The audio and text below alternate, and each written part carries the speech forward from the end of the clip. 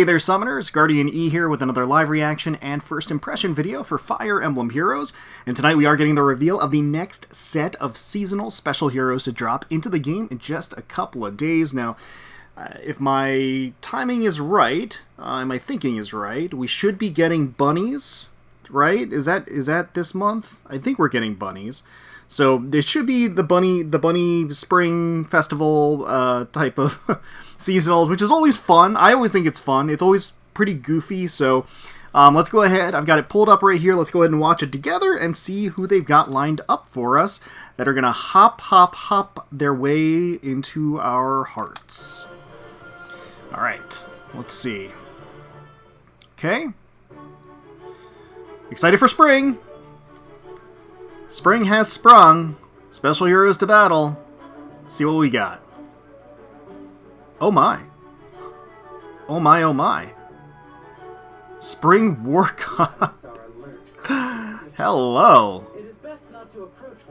Thorr. Wow, she's a flyer. Okay. Flying Lancer. Or not only a flyer, but like a rider, if that, you know, because she's usually just floating. Spring Thorn, arch rival. Okay. Divine Spectre. Oh my god. Heavenly Soar, World Destroyer. These are kind of... so, the fact that it has to page through the skills like that. Rouses allies and strikes fear into her foes. Okay. I like that she's got the floppy ears. It's a good choice. That's a good choice for Thorr, I feel. Well, we've had a bunny Loki for a long time, so... Yeah, Thor's a pretty appropriate pick. Oh, really? Hey! Oh, that's... She's got that idol look to her, Rosy Songstress. Dorothea, she looks great. Okay. Alright. She's, like, added a fashionable flair to the bunny, because, you know, it's... She didn't want to look super goofy or you know, bunny-y, I guess, spring hair.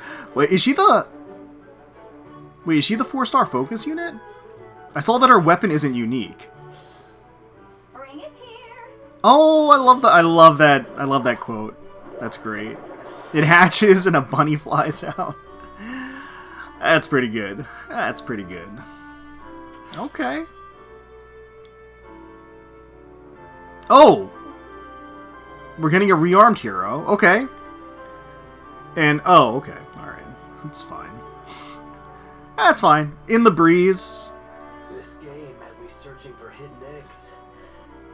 Yeah. Now this, so it's not necessarily a character I'm super hyped about, but, infantry dagger unit. Is he even flying? He's not flying either. Not that every true Bane. Not that every bunny character has to be flying or anything, but Lookout Smog, Disarm Rumor. Okay, alright. Drastically increases attack and speed of his allies. Crumbles sturdy foes in one blow. Alright. Okay. Feel that spring breeze? Okay. I suppose that's alright. So we get a rearmed and presumably a duo? Oh, it is a duo. Oh, is that Eirika and Micaiah? Spring Company? Oh, she's got a cute plushie. Eirika, wow. Okay. Wait, how many Eirikas do we have in the game at this point? Do we have as many Eirikas as we do Lins? I don't know. I haven't been keeping count. Interesting. Spring Dawning, Logic. Okay, attack speed Aria, Stellar Brace. Okay. Attack speed Liberate. So they are cavalry, huh? Interesting. Spring Colors. Oh, okay. It's raining Easter eggs. Not bad, not bad. Okay. Let us deliver spring cheer. And then their duo skill. Oh, they've got a style. Attack from 3 spaces away. I feel like every character with it. I feel like every character with a style, they can attack from 3 spaces away. Right? I feel like they're overdoing it. Like, they made it ridiculous with Choose Your Legends Byleth, and now it's like every other style includes attacking it from 3 spaces away. I don't know. It feels kind of lazy. I like the little light that trails along the ground before the meteor strike, or the egg strike. It's pretty cool. I like the animation.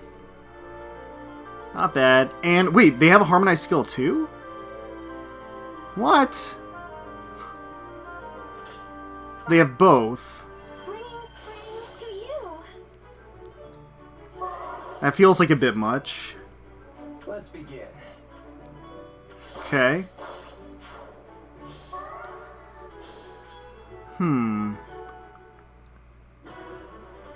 I mean, did they really need both a style and a harmonized skill? Is that really... We really need that? Oh, who's here? It's the character to the right. I can't tell who that is. Are they wearing a hat? I'm not sure, actually. I don't know. Well, clearly, I mean, at this point, they've been announced. They're probably in the game news. Whoever the freebie character is going to be, but okay, so yeah, Dorothea is actually the 4-star focus unit of the banner because we are getting a rearmed and we're getting a duo. Interesting. So the banner starts on the 5th of March. It goes for about a month, and then of course FEH Pass subscribers are going to be able to spark on the banner for one guaranteed copy. So, okay, Springtime Sisters, is that what that was? Interesting. I mean, so Sothe's inclusion makes a lot of sense with Micaiah being there, so I get it. Certainly, Dorothea is a great pick too. Another Eirika. Eirika is super popular, of course. And then we've got Thorr, which again is nice to see. The Bunny Loki was a free unit when she came around. Would have been kind of nice to get a free Thorr as well. But we're getting Dorothea instead, no, we're not getting Dorothea. I don't know who we're getting. I can't tell who this person is. We're getting somebody else that's free. But, okay. All right. Now, the bunny spring banner, whatever, to me has always had a special place in my heart. It's the first seasonal type of banner that ever hit Fire Emblem Heroes. And when it did roll around, of course, that was when we had Spring Camilla. Spring Camilla was a big impact on me in particular because I ended up effectively using her to start a lot of what was on the channel. I ended up making a lot of videos about her countering a lot of the meta picks at the time and all that good stuff. So again, the Spring banner to me gives me a certain amount of joy because it reminds me of simpler times. It reminds me of fun and foolishness and silliness and some sexiness all in one, as we can see with Thorr here. Spring. She looks super good. What I will say, so Thorr has, and it's funny with the staff that has an egg with bunny ears at the top of it. Color palette's really nice. It has some inspiration from her original design with the pearl white and the gold trim for the outfit. I like that she has the floppy ears. I feel like that's that's really nice because both she and Loki have the floppy ears. And actually next to each other, she's in the white and Loki's in the black, so they kind of match really nicely together, I would think. You see them lined up. She's got cute little Easter flowers along her hips too, which is cute, and little flared tresses and transparent cloth skirt that goes around, which is cute. So it's especially fun in my mind whenever we get like a super serious character that is in the trappings of a bunny outfit. To me, I think that's particularly delightful. So Thorr being one of the more serious types just is a really great pick for a bunny banner. So she is going to be a flying lancer, which let's see what this is all about. So Spring Thorn, 16 might, killer slaying effect. For foes within 3 rows of 3 columns, -5 to all stats. Neutralize effects that grant special cooldown charge plus X. And foes suffer plus 10 damage. Okay, and foe cannot make a follow-up attack during combat. Okay. Grants plus 10 to unit stats. Unit deals 25 damage. Reduces damage from foes' attacks by 15, which has become really, really standard these days. Like, you see that on pretty much every weapon. Reduces damage from foe specials by an additional 15. Unit makes an additional follow-up attack, or a guaranteed follow-up attack. Grants special cooldown count -2 to unit before unit's first attack during combat. So we're seeing, I mean, it's got a lot of the hallmarks of things that we've seen pretty recently. That whole, plus 10 to all stats and then 25 damage and 15 damage reduction, that whole fixed thing is like, I feel like we see that on every single banner. I don't know. At this point, it kind of feels like now they have to, now it's like standard, so they have to include it, or else the character is just bad. But the special pre-charge is really good. The grant special cooldown charge -2 to unit before unit's first attack during combat. She's got Arch Rival, which is nice. That's an interesting pick, certainly. Really focusing on the weapon triangle advantage. I feel like the advantage, or the kind of the comeback of weapon triangle, was very short-lived. I don't know how universal that is. I actually think that would be really fresh if in the game they decided to really go hard on the weapon triangle advantage, because I feel like that would help to calibrate the game a little bit. Divine Spectre for the A slot. Okay. Enables Kanto distance +1 max 4. If unit initiates combat or there is an ally within 3 rows or 3 columns centered on unit, grants attack defense plus 10 to unit. Unit deals plus X times 4 damage, including AoE specials, and reduces damage from foes' attacks by X times 3 during combat. First attack normally means only the first strike for effects that grant units attacks twice. For brave effects as well, naturally. Okay. Next up, we've got Heavenly Soar for the B slot. Unit can move through foe spaces. For each foe within 5 spaces of unit, unit can move to any of the nearest spaces adjacent to that foe, unless... Oh, interesting. Okay. Inflicts attack speed, defense -4 on foe. Neutralize effects that grant special cooldown charge plus X to foe. A unit deals damage equal to 20% of the greater of unit's speed or defense, and reduces damage from foes' attacks by 20% of the greater of the unit's speed or defense during combat. Okay. Alright. World Destroyer. For the C slot, her own unique C slot skill. Neutralizes effective against flying bonuses. Unit can counterattack regardless of foe's range. See, this is another thing that kind of annoys me. I know I keep complaining, but the unit can attack regardless of foe's range. It used to be like very specifically on the A slot for reasons. I feel like, again, there used to be a very specific game design in Fire Emblem Heroes where each slot had kind of a dedicated purpose, right? It's been thrown out the window for a while now. But like now you see unit can counterattack regardless of foe's range anywhere. They just pick it up and toss it anywhere. They just put it on A, on B, on C. They put it in the special. They'll put it in the weapon. They haven't put it in the assist yet, but I think that's coming. So I don't know.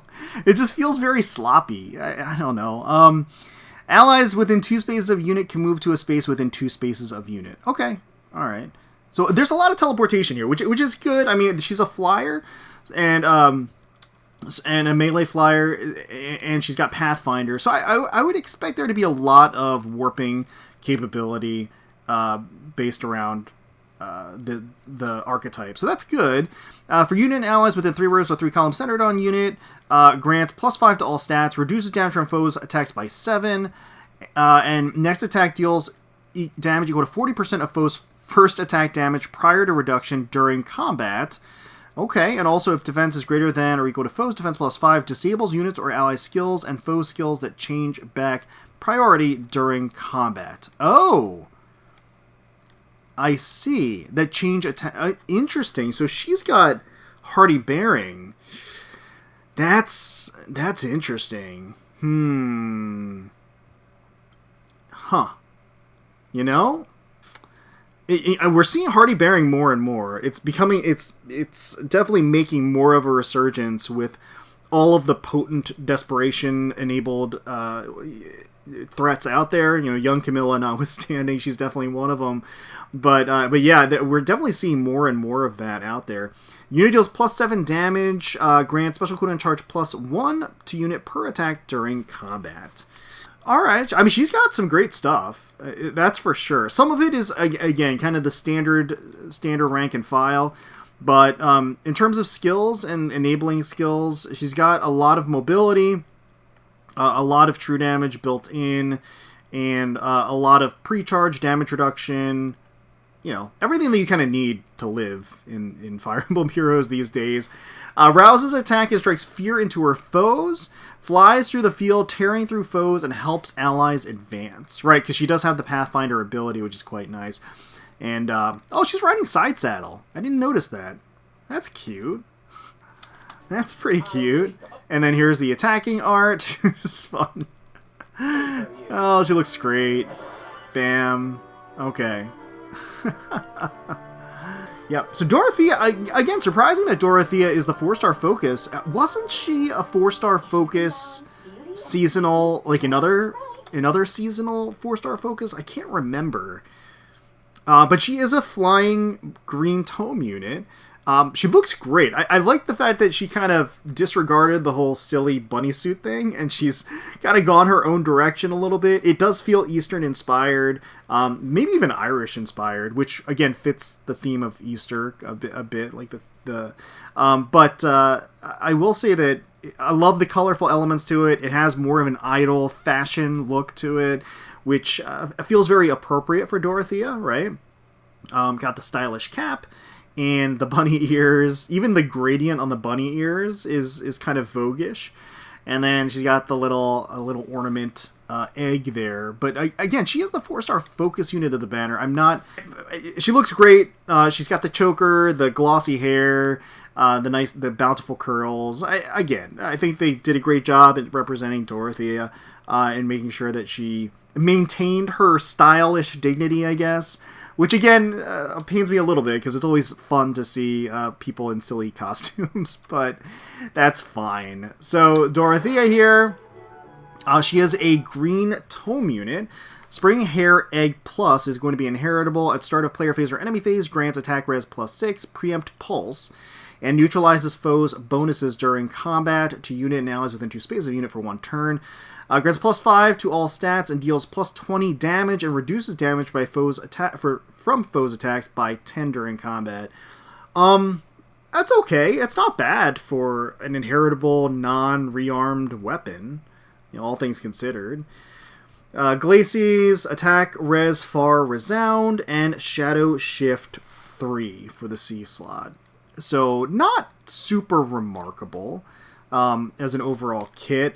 I suppose she does have some skills that can act as feeder skills for more higher rarity skills that are out there. Her weapon is okay. Her weapon cools her special before attacking and neutralizes foes' bonuses, can trigger reposition during Kanto. Yeah, okay. Alright. We'll check out her attacking art here once again. Preempt Pulse gets the charge, and then Spring is here. Got the eggs and the flowers flying about. Really great. Again, I do like that quote quite a bit. It's pretty awesome. The animation is nice too. Cute little rabbit in the egg. And then she is the ability to reposition afterwards. So, rearmed hero, this is going to be Sothe. Here he is, Sothe, he's got that grimace. And he's wearing a pretty, relatively silly. I think they could have gone sillier, quite frankly. Like, I think they did go pretty silly. He's got the scarf, with the pastel colors and the polka dots, and he's got the, the carrots hanging off of his belt too, which is nice. But he still has a blade, he still has full blade. It's not just, a carrot. I think he should be holding a carrot, and then he's got the egg in his other hand. The colors themselves too a little I feel like muted, which again fits Sothe, I would say. So I think that's appropriate, but it would have been nice to see some vibrant, bombastic colors coming from him and kind of forcing him into that. But it's fine. It's fine. And he is an infantry dagger unit, right? So Arcane Slicer. So this is interesting. 14 might. Has a killer slaying effect. If a skill compares unit speed to foes or ally speed, treats a unit speed as if granted +7. Okay, so he's got phantom speed built in. At start of player phase or enemy phase, grants attack speed +6, pulse, follow, and dodge to unit and allies within 2 spaces of unit for 1 turn. Grants +15 to all stats and +25 damage, 15 damage reduction. Yes, yes, yes. Reduces the percentage of foes non-special skills by X%. So damage reduction, piercing? Yes. Okay. Pulse follow. Grant special cooldown count -2 to unit before unit's first follow-up attack during combat. Before the follow-up attack. Oh. Interesting.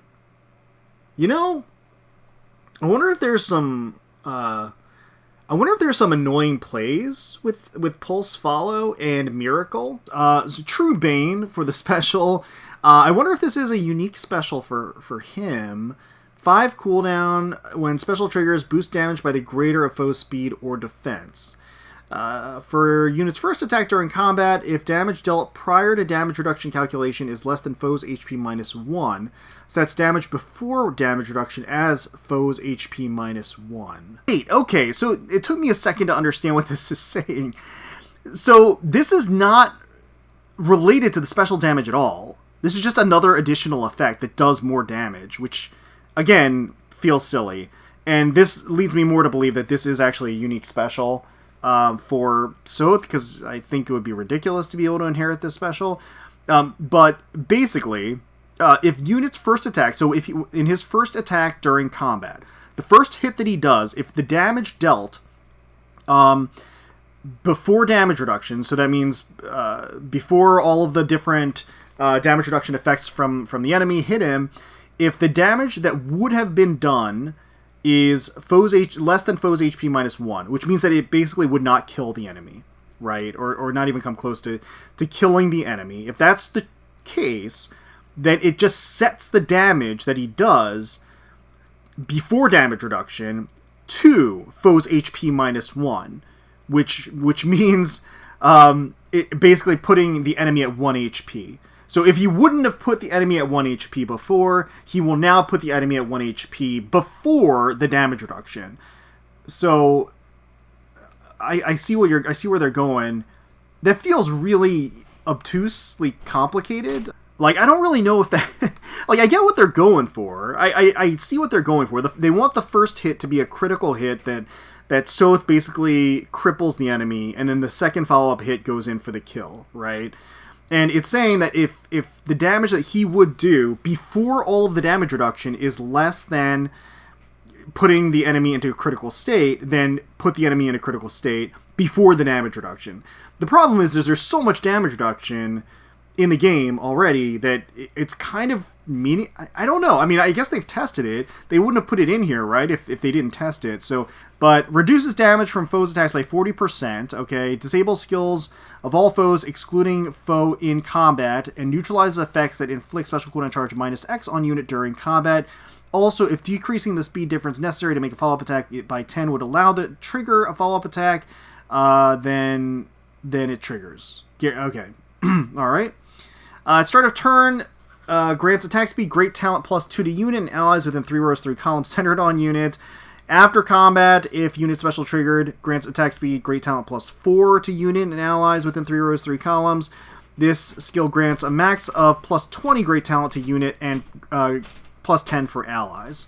Yeah, I guess I'm just not entirely sure how good this skill is. So, I think even without the gimmicky piece of the first crippling hit, it's still a strong special. Like, it's still a ridiculous special. Like, out of the gate. Irrespective of anything else, it's a ridiculous special. But with that sort of first crippling hit, I actually do wonder how good it is. They make it sound really good, but the reality is with so much damage reduction already in the game, I don't really know how much it's going to impact the damage, because I feel like we run into instances where all the time a unit would get KO'd instantly if there wasn't damage reduction on the table, because damage reduction at this point is effectively an absolute intrinsic part of the game now. Like, everything has damage reduction and a million different sources of damage reduction. Disarm Rumor, interesting. At start of turn and after a unit acts, if Kanto triggers after Kanto, inflicts speed defense -7 and discord on closest foes and any foe within 2 spaces of those foes through their next actions. Inflicts speed defense -4 on foes, unit deals plus 15 damage, and reduces damage from foes first attack by 7 during combat. Ew. So there's 15 true damage built into the B-slot skill here. While attacking in ether raids, if unit ends movement on a space with a bolt trap or a heavy trap, cancels the trap's effect. Right, okay. Reduces trap trigger condition by 10 HP on a hex trap. Okay. So this is a huge improvement in general to the disarm trap skills. It just has true damage built into it. It has a stat debuff on the enemy. It has damage reduction built into it. So there's a lot to like about this. And then it also has a variety of effects after taking a turn, right? So, yeah, I don't know how to feel about Sothe. I mean, he's going to be super annoying. I mean, that goes kind of without saying. I think the great talent effects, as well as... I'm curious to see how the damage... The first crippling hit is gonna work, you know, in an actual real situation. Because drastically increases attack speed of his allies, right, with the great talent. Crumbles sturdy foes in one blow and then ends them with a follow-up. So, I mean, even in this example that they showed, this wasn't a crippling hit to Ryoma, right? I mean, well, I guess it brought him down to 3. And then, okay. So maybe that is... I don't know, maybe it is super effective. I guess it could be. So, that's gonna be really... And then the swap. The range swap. Very nice. Okay. So, I mean, it seems like he has the potential to be super annoying, which I think is the goal. So we got Eirika and Micaiah done by Kipu. Very cute. It's very cute art. They've got stuffed animals, too. Looks like they're planning on giving them to children, which is really appropriate. They're really embodying that Disney princess vibe. So it's super cute. They've got the colors nailed down too, with the respective yellow and red on Eirika with the highlights, and then you've got Micaiah with the more magenta and the blue and the violet. So even with the leggings and stuff, it's not a far cry from their native outfits. They've just been kind of stylized a little bit to be more festive and the Eastery, right? So it's cute, it's nice, and I like the use of colors too. The ears, so definitely very cute, very pretty. I always kind of lament when they don't go a little bit more into the silly territory with the outfits. It would have been kind of fun to see, I would say, but I think they look nice. All right, so. For whatever reason, somebody made the decision that this character or these characters should have a style and they should have a duo skill. Why? I don't know. But let's see what their kit is. Spring Dawning, 14... What are they? Hold on. What are they're, okay, Cavalry Red Tome units. So, Spring Dawning, 14 might, accelerated special trigger, cooldown count -1. At start of player phase or enemy phase, grants empathy to unit and allies within 2 spaces of unit for 1 turn. After start of turn effects trigger on player phase, and after start of turn effects trigger on enemy phase, except for summoner duels, for unit and allies within 2 spaces of unit, converts stat penalties into bonuses, and neutralizes 2 penalty effects. Neutralize the first applicable penalty effects on unit or allies list of active effects.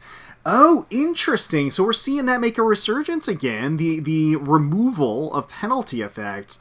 To be perfectly honest, I'm a little surprised that we haven't seen this more.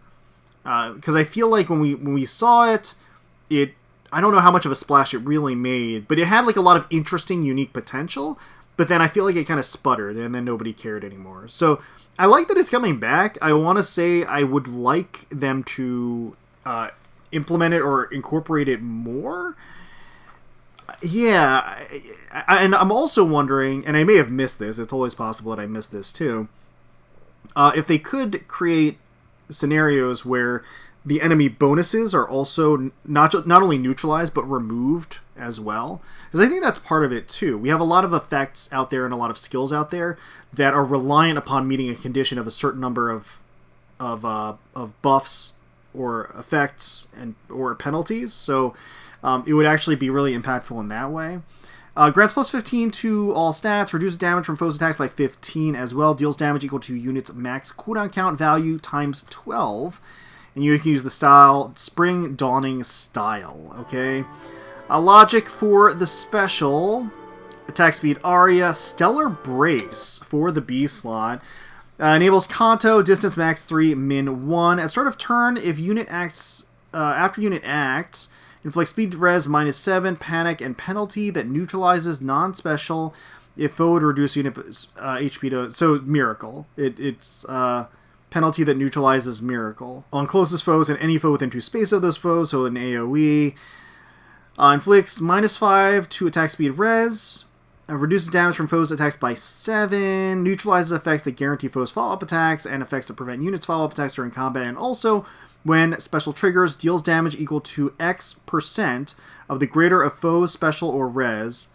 X equals 20 plus unit's max special cooldown count value times 10, excluding AoE specials.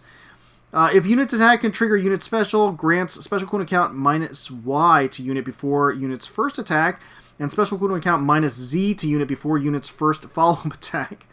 Y is the number of bonus effects active on unit, excluding stat bonuses. Max equals unit's special cooldown count value.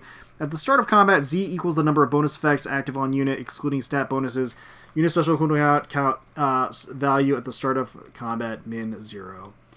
Okay. Attack speed Liberate for the C slot. At start of player phase or enemy phase, grants attack Liberate and speed Liberate to unit and allies closest to foes. Excluding unit for 1 turn, grants attack speed plus 4 to unit during combat. For unit and allies on the map with the attack Liberate or speed Liberate effects active, deals damage during combat equal to the number of bonus effects active on unit or ally plus 5, excluding stat bonuses max 10. So a max of 10 true damage from the attack Liberate and speed Liberate bonus effects, or the bonus effects that they would have with attack Liberate, speed Liberate. Okay, I see. Alright. Oh, this style, that's right. Unit can use the following style. Spring Dawning Style. Unit can attack foes 3 spaces away. Unit deals plus 10 damage and neutralizes foes. Reduce damage by X% effects. So damage reduction piercing. Or no, it's neutralized. Damage reduction nullification. Neutralization. Unit special triggers during combat. I see. Cannot move through spaces within 3 spaces of foe with the bulwark effect. Okay, gotcha. All right. So, I mean, it's not super remarkable. I mean, it is remarkable. It is very, very strong. But what I mean is that it's not too different from what we've seen already. It's just kind of overpowered. It's 3 spaces away. It's plus 10 true damage, and then it neutralizes damage reduction effects as well. So it is a very stacked style. It's a very stacked style. But not super creative, I would say. Personally, I would argue. Block foes, Miracle, and slay them with a style and a special. Their Harmonized skill allows self and allies to act again. Oh! I see. We haven't even gotten there yet with the self refresh. Yeah, grants Resonance Blades to unit and allies from the same titles as unit. Inflicts minus 7 to all stats, sabotage, and share spoils plus on closest foes and any foe within 2 spaces of those foes through their next actions. Wait, what? Okay, I forgot what Share Spoils Plus did. Okay, so Share Spoils Plus does allow them to take another action as long as they KO the unit that is the enemy that has Share Spoils Plus on them. I see, okay. Alright. Okay. There we go. And then, yeah, Soren gets a refresh. I see. Alright. So, Springtime Sisters Paralog Story. Interesting. And again, I still don't know who this is. But I can look in the game and find out. So again, starting on the 5th of March and going for an entire month, it is Springtime Sisters, our seasonal springtime bunny banner of 2026. Me personally, so I I really am only interested in Thorr, I would say. Dorothea would be nice to have too, just as a character, but her kit's not really anything to write home about. Thorr seems interesting. I like the mobility element. I like that she's a flyer. I like her design. And she's the only one on the banner that actually has a bunny suit too, which is kind of silly. Like, even Sothe doesn't look super silly. I don't know. I wish there was more silliness in this banner. I don't know. I feel a little let down by the designs from a silliness factor. But I totally get. I mean, they look like Dorothea looks really great as sort of the idol, and Sothe looks good in how they incorporated sort of his more demure style, and then Micaiah and Eirika, they definitely captured sort of their fanciful, feminine, sort of whimsical look. So I think it all kind of comes together. Me personally, I like to see a little bit more silliness. So I don't know. I haven't decided yet. I haven't decided if I'm willing to kind of go in for Thorr on this banner. If I want to wait until she returns on like a double special hero banner instead to try to go for her rather than splurge here. Because once again, there's just a lot of targets in general. That I know are coming in the upcoming months, so it makes it a little bit more difficult to splurge. But let me know in the comments below if you're excited for this Spring Bunny Festival banner. Best of luck to you if you do decide to summon, and let me know who your targets are down below if you do. Hopefully you all enjoyed the video. If you did, please consider leaving a like, commenting down below, and subscribing to the channel for more Fire Emblem Heroes content. Thank you all so much for watching, and until next time, let's protect those skies.